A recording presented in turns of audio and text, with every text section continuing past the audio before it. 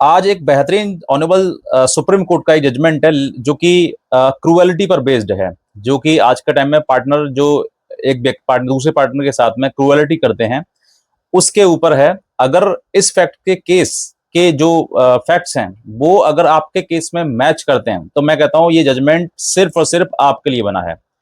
क्योंकि आज के टाइम में क्रूरता जो है वो बहुत बड़ा एक ग्राउंड है जो कि डाइवोर्स लेने के लिए है। अगर आपको नहीं मालूम है तो आपको मालूम करना चाहिए, क्योंकि कहीं ना कहीं आज के टाइम में जो क्रूअल्टी हो रही है वो क्रूअल्टी ये लगता है कि भाई महिला के खिलाफ ही हो रही है, लेकिन ऐसा नहीं है, पुरुष के खिलाफ भी हो रही है। पुरुष जो है आज के टाइम में दब के रह गया है। इसीलिए मैं कहता हूं कि अगर इस केस के फैक्ट्स अगर आपके केस से मैच करते हैं तो मैं कहता हूं आज ही, अगर आपने कोई डाइवोर्स का केस फाइल नहीं किया है तो फाइल कर दीजिए, और अगर चल रहा है या कर कर दिया है, पेंडिंग है, तो इस जजमेंट का रेफरेंस जरूर अपने कोर्ट में, अपने न्यायालय में या अपने केस में जरूर फाइल करिए। इसको क्या है, मैं आपको थोड़ा सा ब्रीफ करना चाहूंगा इसके फैक्ट्स क्या हैं। ये ऑनरेबल सुप्रीम कोर्ट का जो जजमेंट है, वो जजमेंट जो है वो हस्बैंड वाइफ के रिलेशन के ऊपर है। और शादी होने के बाद सिर्फ और सिर्फ 1 महीने ये रिश्ता चल पाया। 1 महीना रिश्ते चलने के बाद पत्नी के कुछ ऐसे कर्तव्य होने लगे कि पत्नी ने जो है पति के ऊपर तमाम आरोप लगाने शुरू कर दिए। सबसे पहले उसने डिमांड करी कि मैं अपने आपके माता पिता से अलग रहना चाहती हूँ, यानी कि सास ससुर से अलग रहना चाहती हूँ। अब एक व्यक्ति जो मतलब परिवार में रह रहा हो, तुम्हारे ही आते 1 महीने बाद ऐसा कौन सा काम हो गया जो तुम्हें पति सास ससुर से अलग रहने की जिद करना शुरू कर दिया। तो ऐसा कौन सा एकदम से बड़ा पहाड़ टूट गया कि हमको अलग ही रहना है। पत्नी ने तमाम प्रकार से उसने जिद करी, जिद पति ने नहीं मानी तो फिर उसने तमाम और दूसरे हथकंडे अपनाने शुरू कर दिए। सबसे पहला जो हथकंडा था वो ये था कि जो घर में मेड आती थी उनके, इसका नाम कमला है, और इस मेड के ऊपर पति के संबंध में, पति पति और कमला मेड जो थी, दोनों के संबंध में ये बताया कि इन दोनों के अवैध संबंध चल रहे हैं, यानी कि इन दोनों का एक्स्ट्रा मैरिटल अफेयर चल रहा है। उसने आरोप लगाना शुरू कर दिया। इस आरोप को लेकर उसने कई प्रकार से, कई समाज में दो चार लोगों से कहा, दो चार लोगों ने उनसे कहा, तो थोड़ा कहीं ना कहीं अपमान महसूस होता है कि भाई पत्नी है और फिर उसके बाद घर में मेड है, उससे उनके शारीरिक संबंध है, ऐसा आरोप पत्नी द्वारा लगाया जा रहा है। तो कहीं ना कुछ तो है। इस बात से उनकी समाज में चर्चाएं होने लगी और तमाम बेइज्जती जैसी चीजें सामने आने लगी। उसके बाद उस पत्नी को मना किया, भाई तुम ऐसा क्यों कर रहे हो, गलत क्यों कर रहे हो। तो पत्नी ने नहीं माना और पत्नी ने जो है आत्महत्या करने का प्रयास किया, फांसी लगाने की, घर में ही फांसी लगाकर मरने का उसने प्रयास किया। उसको बचा लिया गया, लेकिन फिर वही बात, सेकंड अटेम्प्ट दोबारा से फिर यही किया।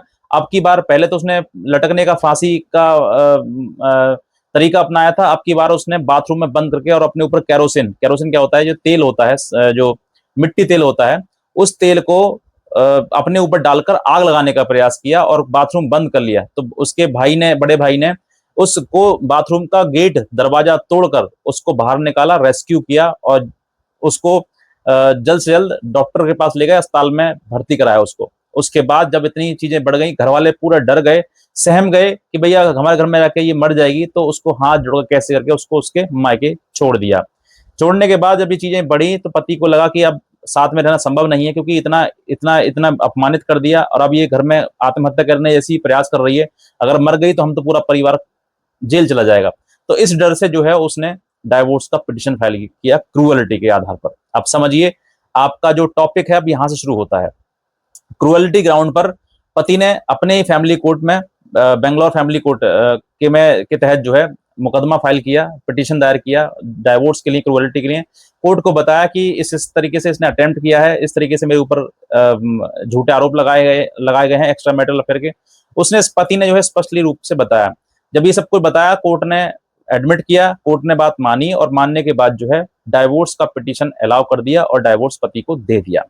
ये बात पत्नी को बिल्कुल नहीं भाई। पत्नी ने जो है वो कर्नाटका हाई कोर्ट में इस जो फैमिली कोर्ट का ऑर्डर है इसको चैलेंज कर दिया, और चैलेंज करने के बाद हाई कोर्ट ने सुना, दोनों पक्षों को सुना। सुनने के बाद हाई कोर्ट ने कुछ ऐसा मतलब संतोषजनक कुछ बात नहीं की। उसने कहा कि ये फैमिली मैटर है, इस तरह की चीज चलती रहती है, और दोनों तरफ से दलील सुनी। तो सुनने के बाद जो फैमिली कोर्ट का जो ऑर्डर था उसको सेटिस्फाइड कर दिया, खत्म कर दिया, और डाइवोर्स ग्रांट मतलब जो था उसको खत्म कर दिया, सेटिस्फाइड कर दिया।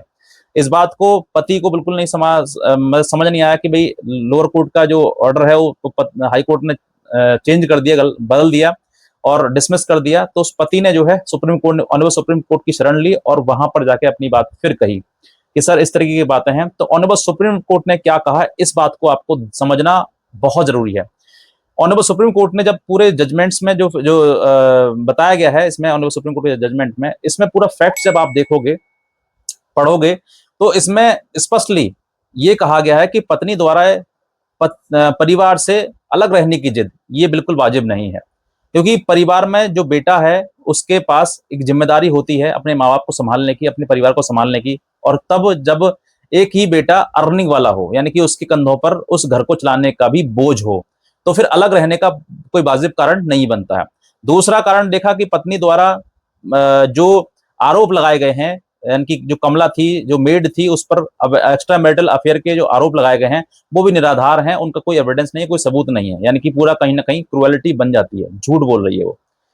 तीसरा, जो सुसाइड करने का जो है वो कारण बिल्कुल नहीं बनता है। इस तरीके से पति को जो है मानसिक क्रुएलिटी होती है ये माना, और ऑनरेबल सुप्रीम कोर्ट ने जो डाइवोर्स है उसको ग्रांट कर दिया, और जो हाई कोर्ट का जो ऑर्डर था वो सेटिसाइड कर दिया, और फैमिली कोर्ट का ऑर्डर रिजर्व कर दिया, रिकॉल कर दिया, यानी कि जो था वो सही ठहराया, सही बताया कि फैमिली कोर्ट ने क्रुएलिटी के आधार पर डाइवोर्स जो दिया है बिल्कुल सही दिया है। इस बात को आप इतना समझिए कि आपके केस में अगर क्रुएलिटी इसमें से कोई भी एक मैच करती है, या फिर क्रुएलिटी आपके द्वारा कोई बनती है, आपको पता होगा, क्योंकि हर केस के सर्कमस्टांसेस और फैक्ट्स अलग होते हैं। तो अगर आपके केस में भी अगर क्रुएलिटी बनती है तो मैं कहता हूं आप डाइवोर्स क्रुएलिटी ग्राउंड पर फाइल करिए, क्योंकि अगर आप फाइल नहीं करोगे, लड़ोगे नहीं, तो मैं कह रहा हूं जीत नहीं पाओगे। जीत उन्हीं की होती है जो लड़ते हैं। हाथ पे हाथ रख के बैठना या फिर समय की बर्बादी करना, ये अपने आप में एक बर्बादी के ही लक्षण है।